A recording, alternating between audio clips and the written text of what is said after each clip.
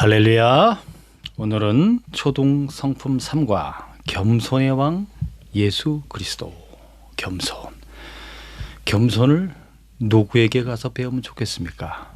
바로 예수님에게 배우면 가장 좋겠습니다. 겸손. 자, 빌립보서 2장 5절 8절 읽어보겠습니다. 시작. 너희 안에 이 마음을 품으라. 곧 그리스도 예수의 마음이니 사람의 모양으로 나타나사 자기를 낮추시고 죽기까지 복종하셨으니 곧 십자가에 죽으심이라. 예수 그리스도.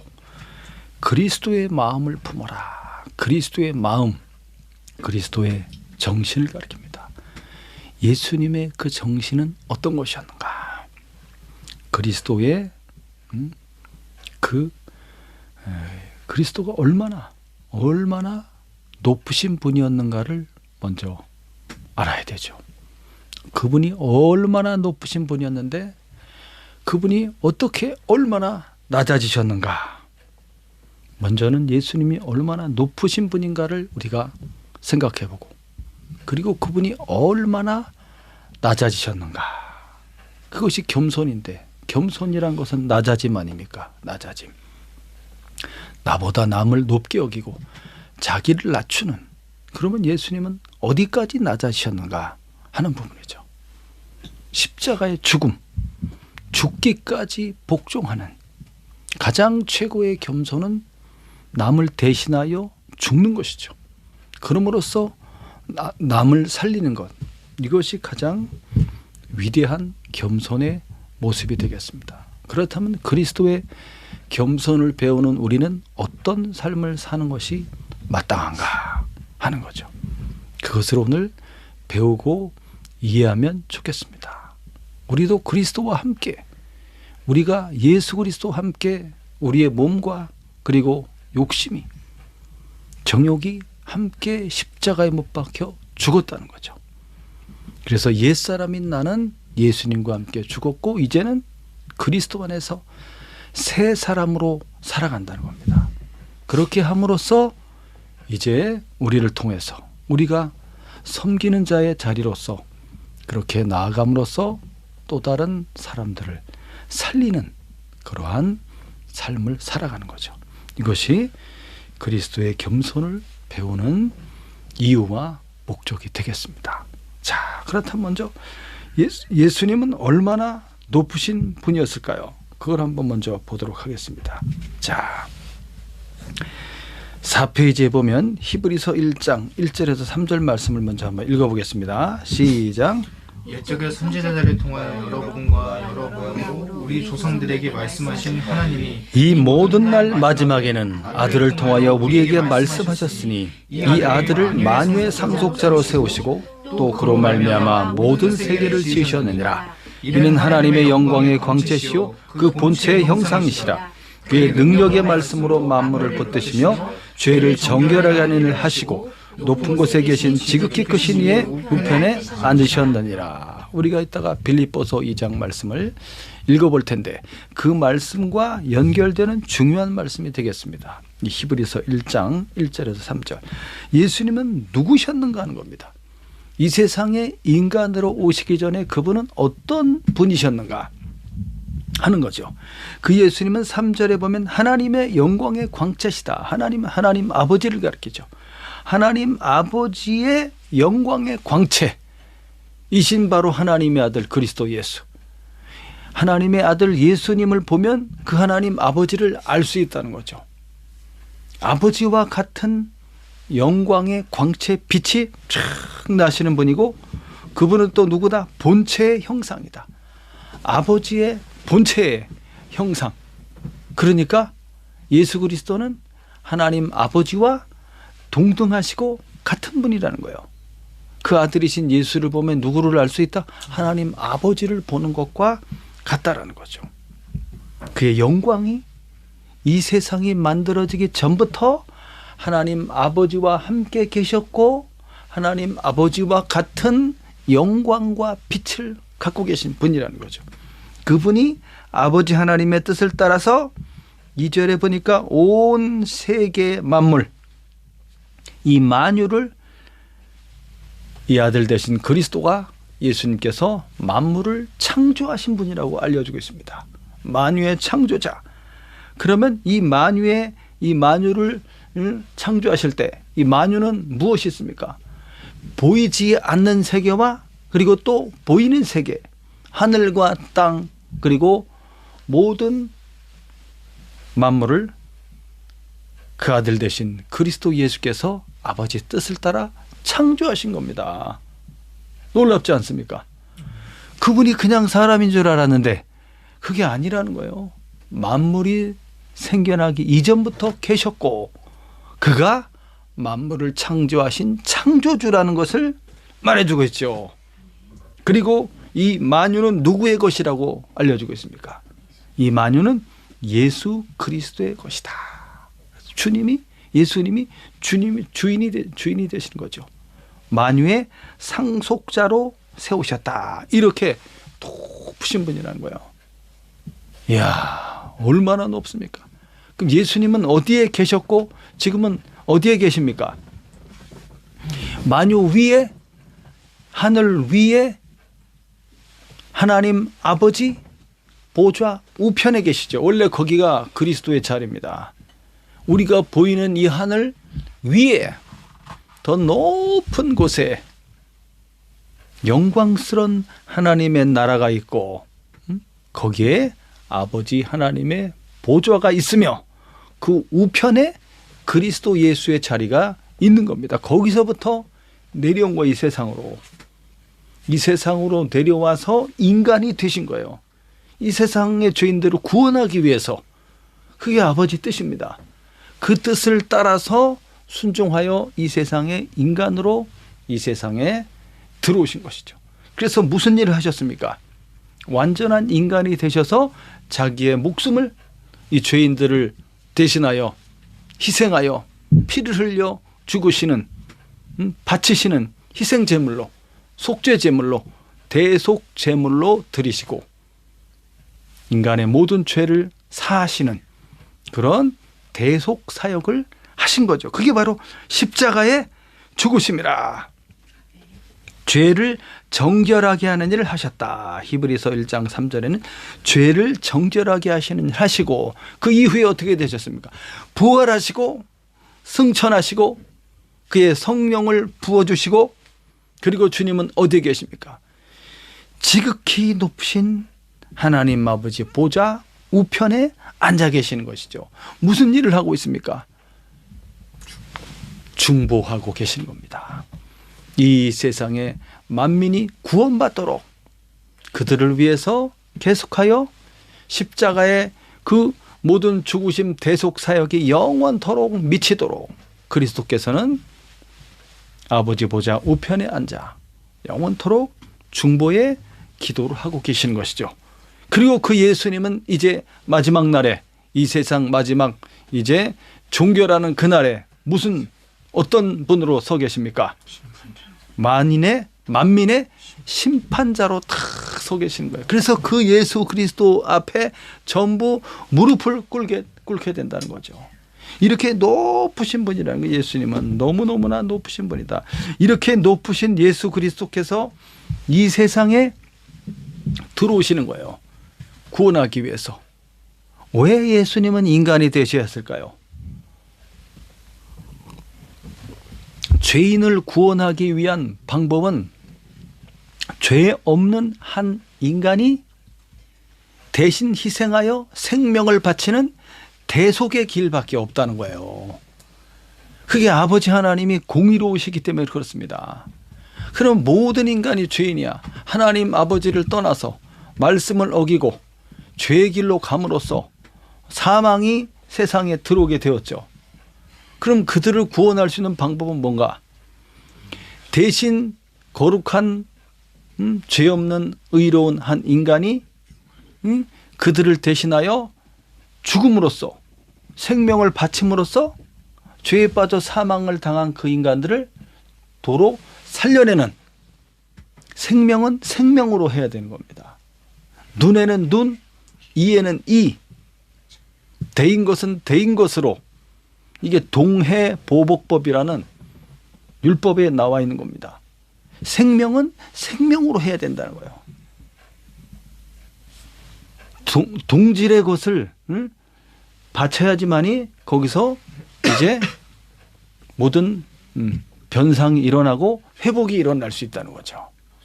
그래서 생명은 생명을 바쳐야 되는 거예요. 근데 모든 인간이 죄인이기 때문에 누구를 바칠까? 다 죄인인데 의로운 자가 단 한 사람도 없다는 거죠. 죄 없는 자가 단 한 사람도 없어요. 그래서 하나님의 아들이 인간이 되어 세상에 들어와야만 하는 겁니다. 그래서 하나님께서는 구원을 위해서 먼저 누구를 택하셨습니까? 아브라함을 택하셨죠. 아브라함. 그 아브라함의 후손으로 쭉 내려오면 누가 나오는 거예요? 다윗 왕이 나오고 그 다윗의 후손으로 메시아 그리스도 하나님의 아들 예수님이 그 다윗의 후손으로 들어오는 겁니다. 다윗의 후손으로 인간이 되신 거죠. 자, 그럼 예수님의 족보를 한번 보겠습니다. 거기 넘겨보세요. 예수님의 족보. 아브라함으로부터 시작된 이제 그래서 유다의 후손으로 쭉 내려오게 되는 거죠. 자, 그래서 다윗 왕이 나오게 되는 거예요. 다윗 왕. 그 다윗 왕의 후손이 예수님이죠. 오늘 다윗의 아버지 누구예요? 이세. 이세의 아버지는 오벳. 오벳의 어머니 누굽니까? 오벳의 어머니. 오벳을 낳은 어머니 바로 룻이라는 사람이에요. 룻. 룻 알죠? 룻. 모압 여인이었던 그 룻. 그 룻의 시어머니는 누구였어요? 나오미. 이 룻기서를 읽어보면 알 수 있죠. 나오미. 그 나오미의 고향이 어디였는가? 바로 베들레헴에서 베들레헴. 모압으로 이제 내려가서 살게 되면서 그런 여러 가지 남편이 죽고 아들들이 죽고 결국은 그 며느리 되는 룻을 데리고 이제 베들레헴으로 돌아오게 되는 거죠. 모압 여인이었던 룻이 누구의 조상이 된 거예요? 다윗 왕의 조상이 된 거야. 다윗 왕의. 그러면 이 룻이 할아버지, 할머니, 증조 할머니가 되는 증조 할머니. 다윗의 증조 할머니가 누구예요? 모압 여인이었던 룻이었던 거예요. 룻. 야, 그 룻의 이제 그 새로운 남편이 보아스잖아요.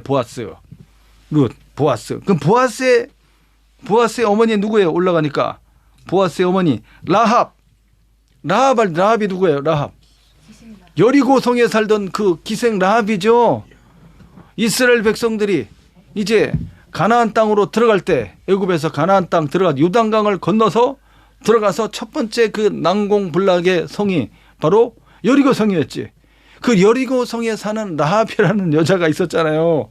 그 여자가 정탐꾼들을 숨겨주면서 이제 신앙 고백을 하죠.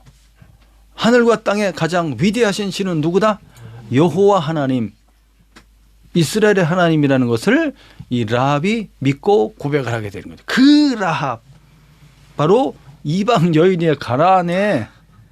근데 이 사람이 바로 다윗의 고조 할머니가 되는 거지.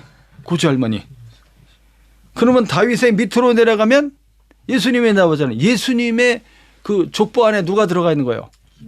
이방 여인들이 들어가 있다는 거죠. 와, 인간이 되어서 이 세상에 들어오는 것도 정말 너무너무나 겸손한 거지.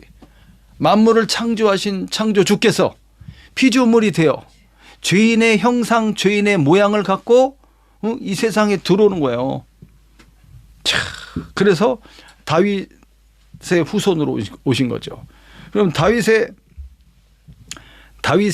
그 고향은 어디입니까?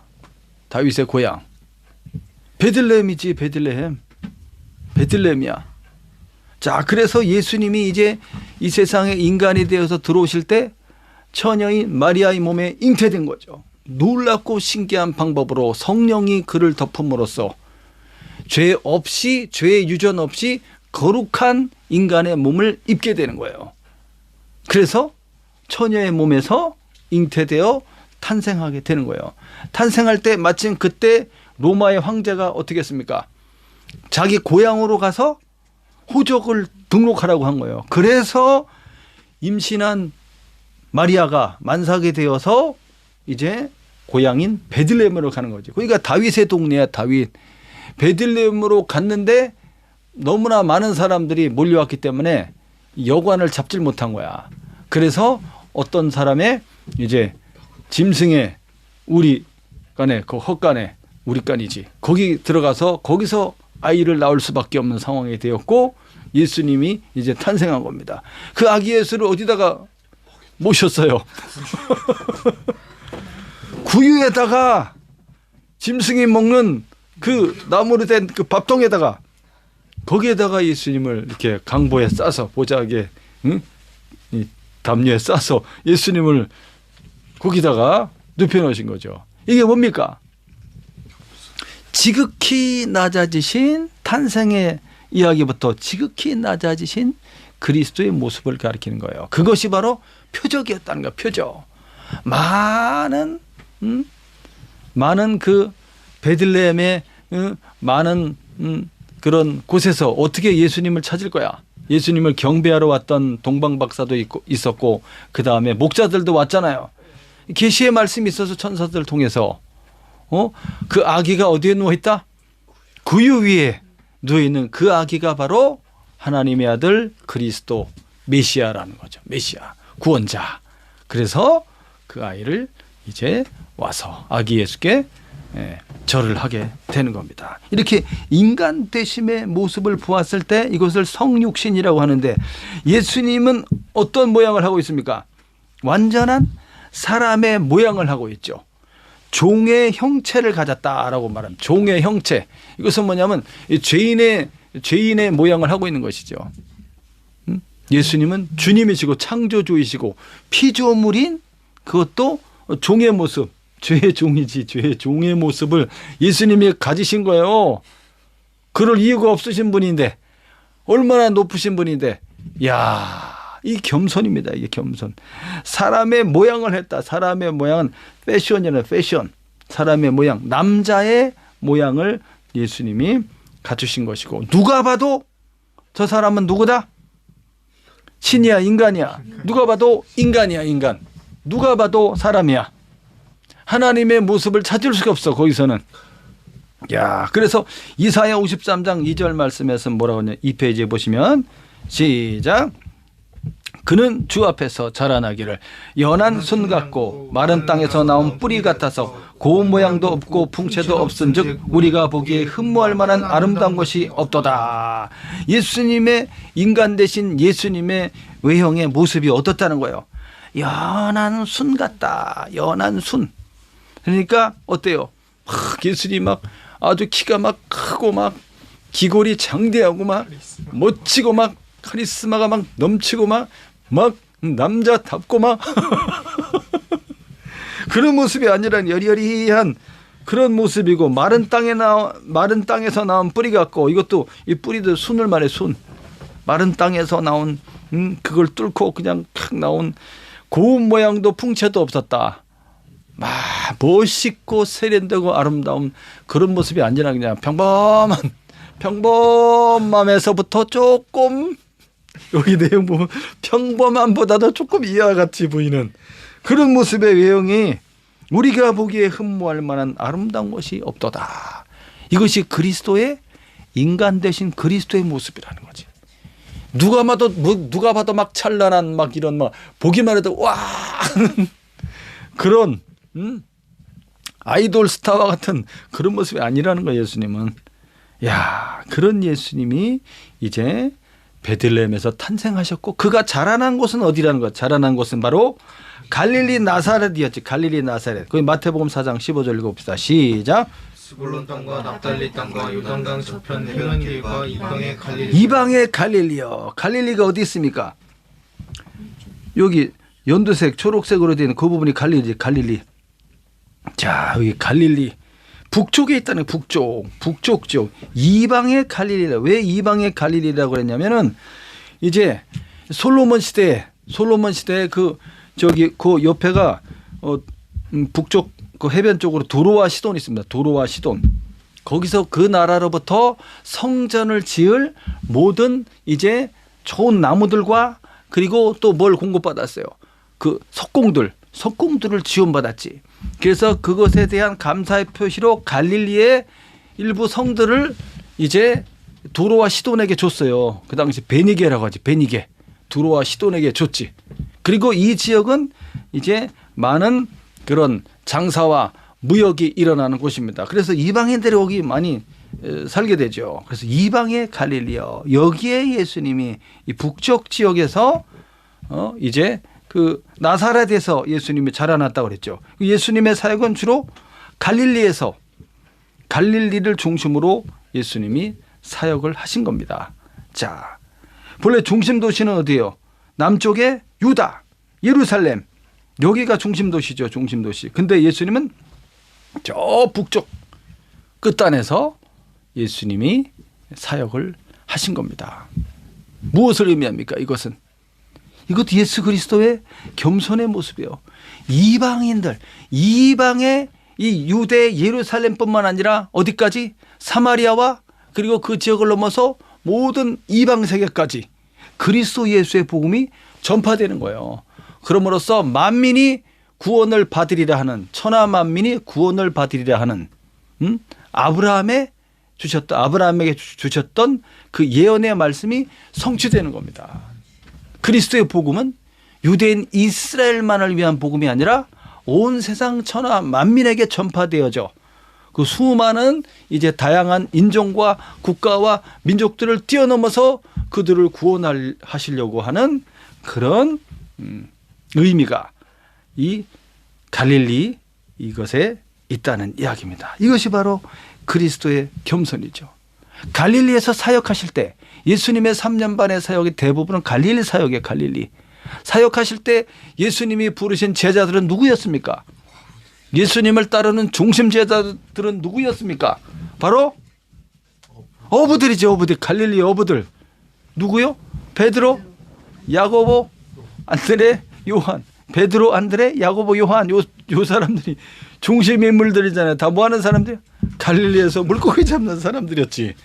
야, 그 유대에 얼마나 뛰어난 그 랍비들과 그 바리새인 그 똑똑하다는 그런 사람들을 왜 안 쓰시고 갈릴리에서 어부들을 사용하셔서 그들을 통하여 천하 만민에게 복음을 전파하실 그런 놀라운 계획을 갖고 계셨다는 거죠.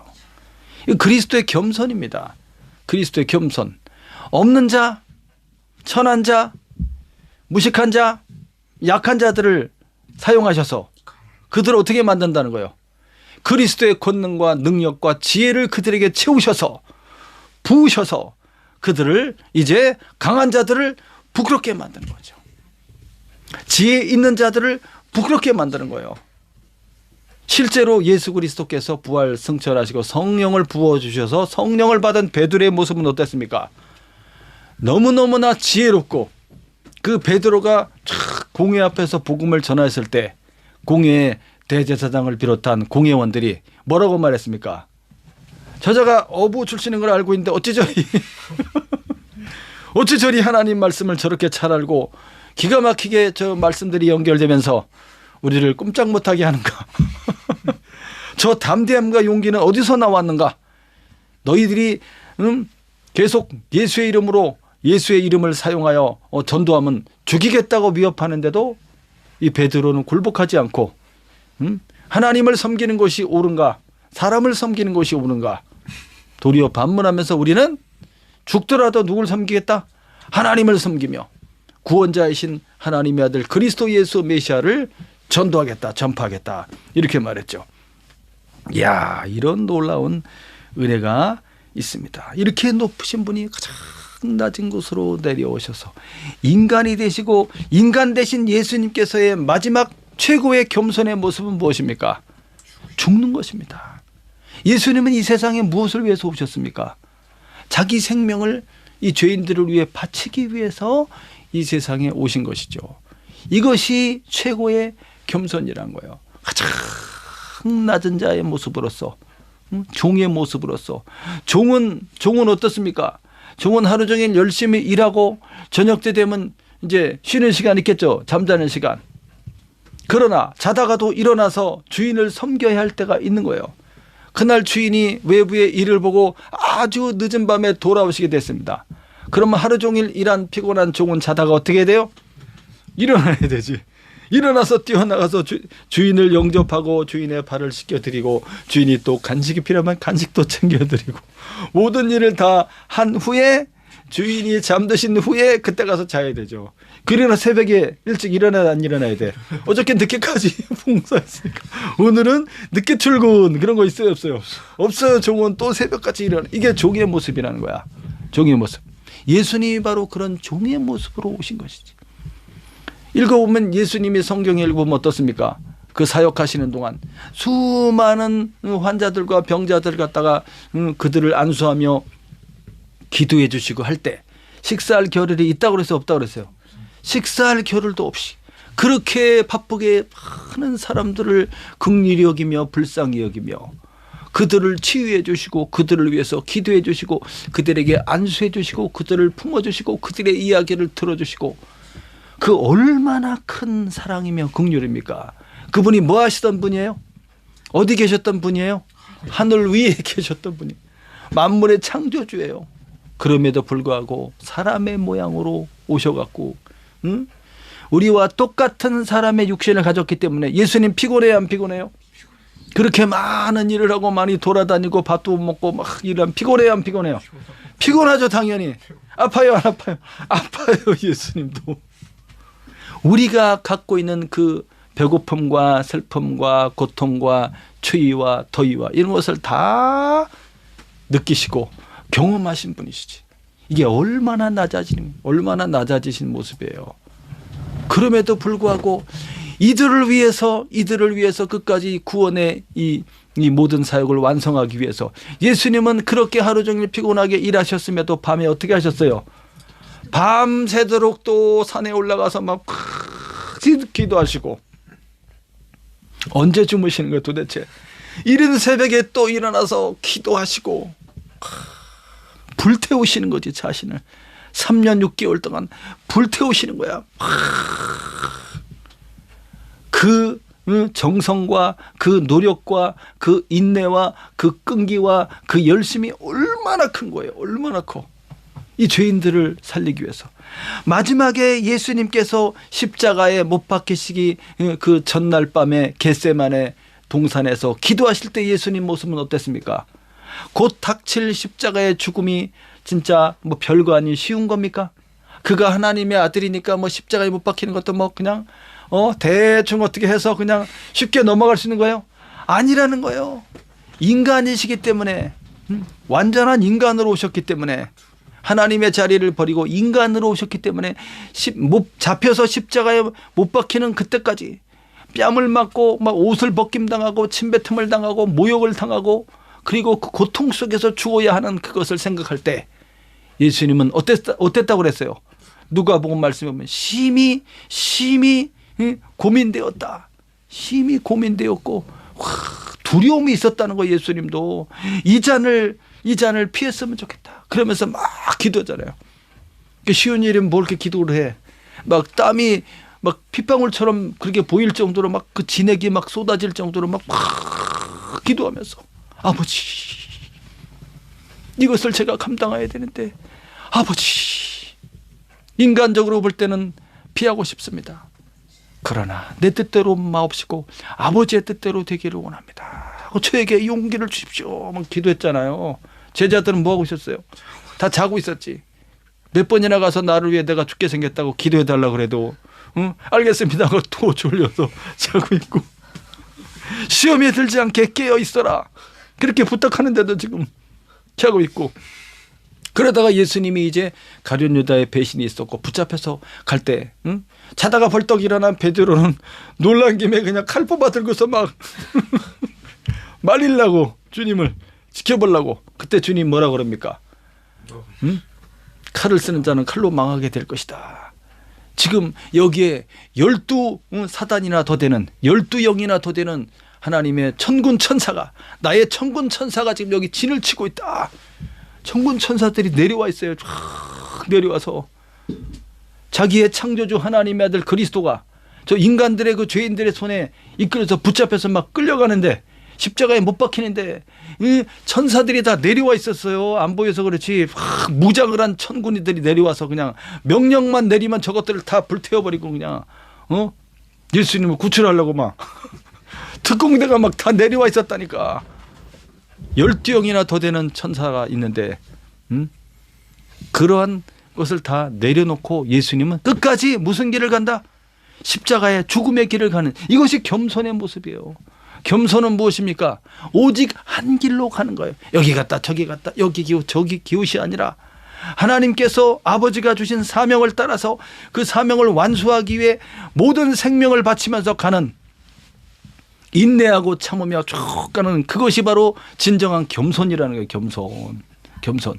야, 내가 어떤 사람인 줄 알아? 너희들이 나한테 이렇게 내가 말이야 하면서 이런 거 하지 않잖아요. 겸손하게 하나님이신데, 그분이 하나님이신데 그들에게 막 항변하면서 야, 그 법정에 끌려갔을 때 막 내가 누군 줄 알아? 내가 하나님이라고. 니네들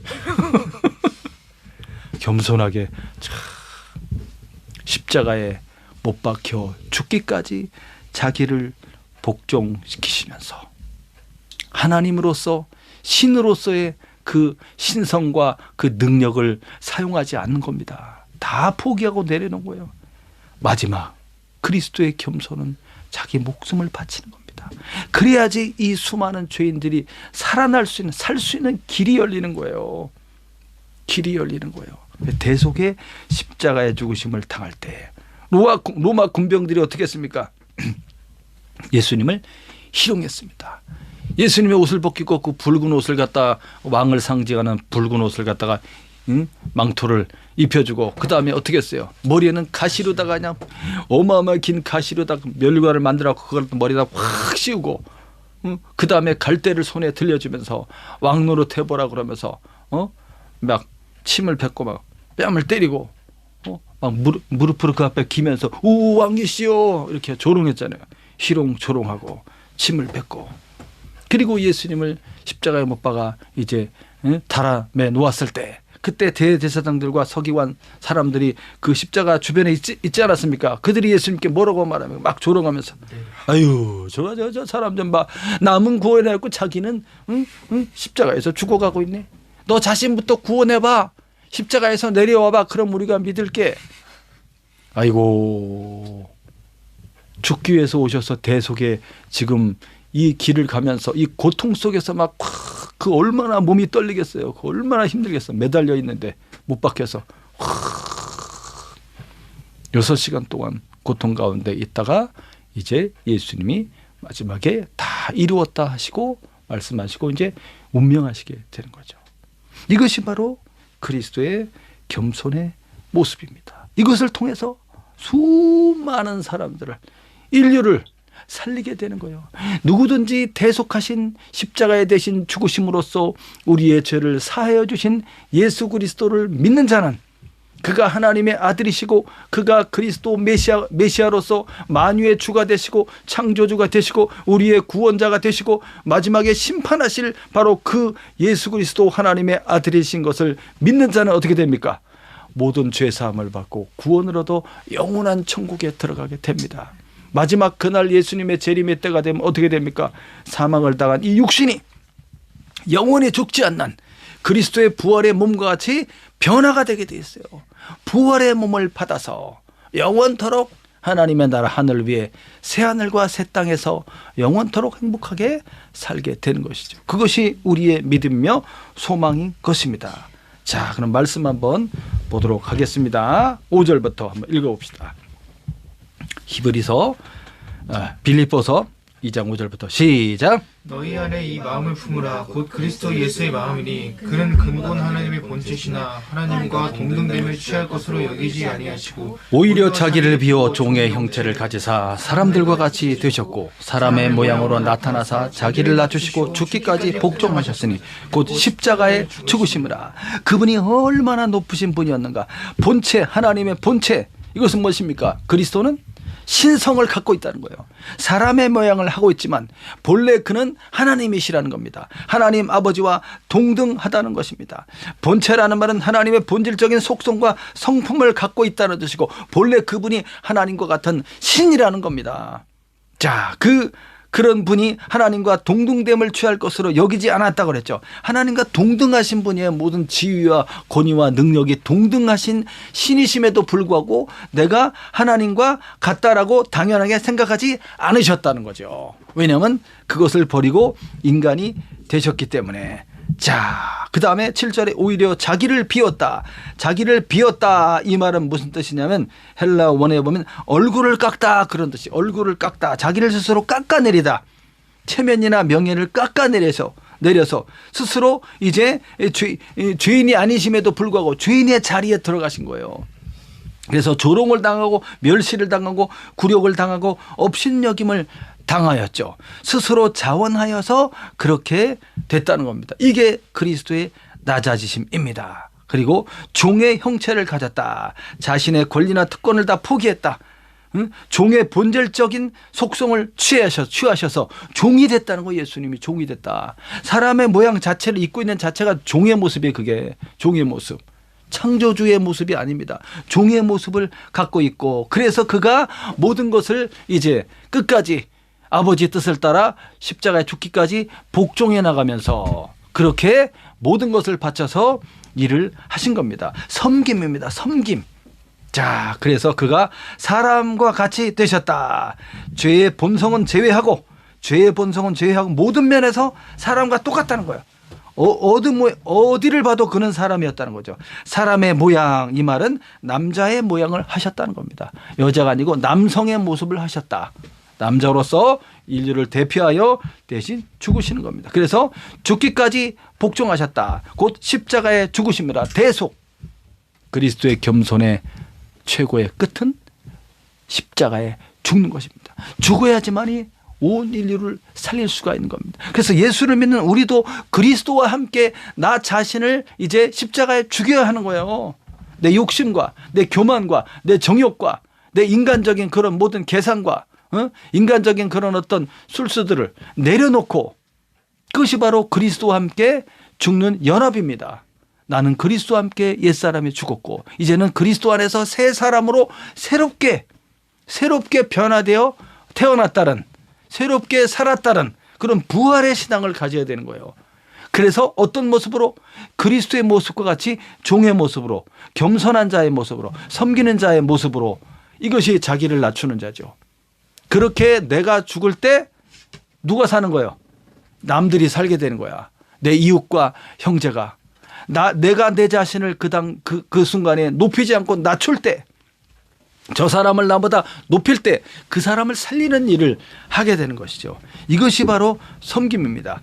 자, 그 다음 9절부터 보겠습니다. 시작. 이름으로 하나님의 그를 지극히 높여 모든 이름 위에 뛰어난 이름을 주사 하늘에 있는 자들과 땅에 있는 자들과 땅 아래 있는 자들로 모든 무릎을 예수 이름에 꿇게 하시고 모든 입으로 예수 그리스도를 주라 시인하여 하나님 아버지께 영광을 돌리게 하셨느니라. 자, 이렇게 낮아지신 예수 그리스도는 이제 어떻게 되는 거예요? 하나님 아버지께서 그를 최고로 가장 높은 자리로 올려놓으신다는 것이죠. 이게 소망입니다. 이게 소망.